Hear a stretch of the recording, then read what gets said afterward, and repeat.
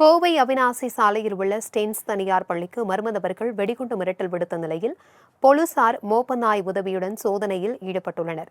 இதுகுறித்தான கூடுதல் தகவல்களுடன் இணைகிறார் எமது செய்தியாளர் ஜாஃபர்.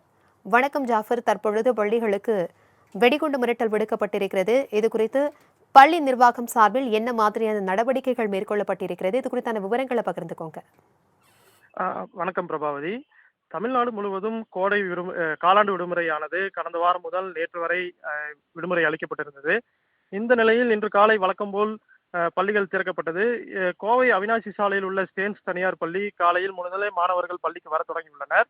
இந்த நிலையில் பள்ளியின் இமெயில் முகவரிக்கு மர்ம நபர் ஒருவர் வெடிகுண்டு மிரட்டலாவது விடுக்கப்பட்டுள்ளது. இதை பார்த்தவுடன் பள்ளி நிர்வாகத்தினர் கோவை மாவட்ட காவல்துறையினருக்கு தகவல் அளித்தனர். உடனடியாக ஆணையர் பாலகிருஷ்ணன் உத்தரவின் பேரில் போலீசார் மற்றும் மோப்பநாய் உதவியுடன் பள்ளி முழுவதும் வெடிகுண்டு சோதனை நடத்தப்பட்டது. பள்ளியில் இருந்த குழந்தைகளை பாதுகாப்பாக மைதானத்தில் தங்க வைத்து விட்டுவிட்டு பள்ளி முழுவதும் வெடிகுண்டு சோதனையானது நடைபெற்றது. சோதனையில் வெடிகுண்டு மிரட்டலானது புரளி என்பது தெரியவந்தது.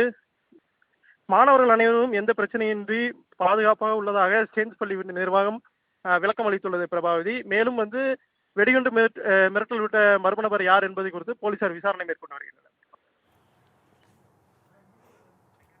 தகவல்களுக்கு நன்றி ஜாஃபர்.